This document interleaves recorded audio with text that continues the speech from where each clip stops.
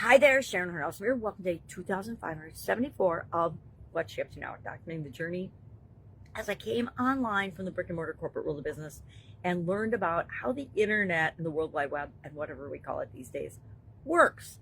What works for me, at least. And I share the good, the bad, the ugly, the lessons that I've learned along the way, so that if I can save you from going down the wrong road, if I can save one person from going down the wrong road, I feel like it's worth the time and energy.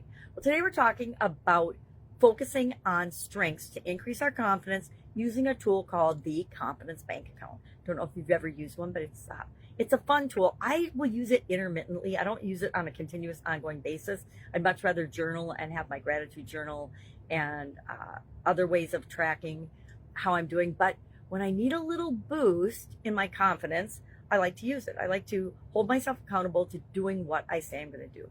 I used to carry around my last job in corporate America. I did things differently than I ever had in my other jobs in corporate America, which helped me feel like I wrapped up my corporate experience when I left that job as part of it was a buyout for, they were purchased by another company. And then I think they've been actually purchased 4 or 5 times since then, which is really incredible. It's really a fun process, even if you're leaving, to be a part of.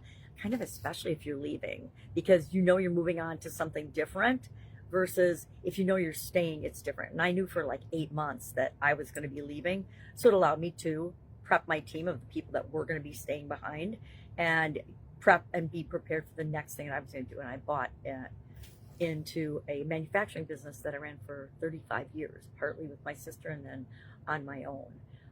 So we all get opportunities to hopefully focus on our strengths.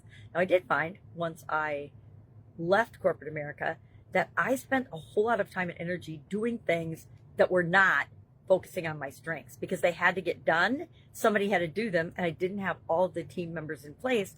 With corporate America, there's good and there's bad, right? But one of the great things about working for big companies is they have a lot more resources. They have access to human resources that when we're out on our own, we don't naturally have. We have to create those teams for ourselves. We have to create them creatively in a different way than we did when we were in corporate America.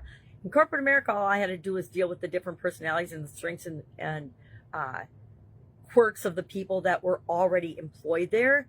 On my own, I had to create my own teams, which is a lot more work, but it's also a lot more effective, and they're a lot more of exactly how you want the teams to be when you get to create them yourself. So there's always an upside to everything.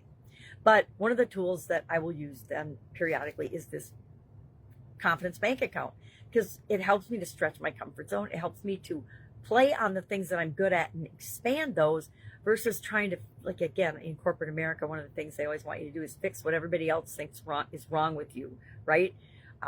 The corporations that are doing really well right now are those that actually build on what people are awesome at. One of the most powerful things we can do when we go into a company is figure out and help the company figure out, and the people individually figure out, what are they best at? What do they love to do?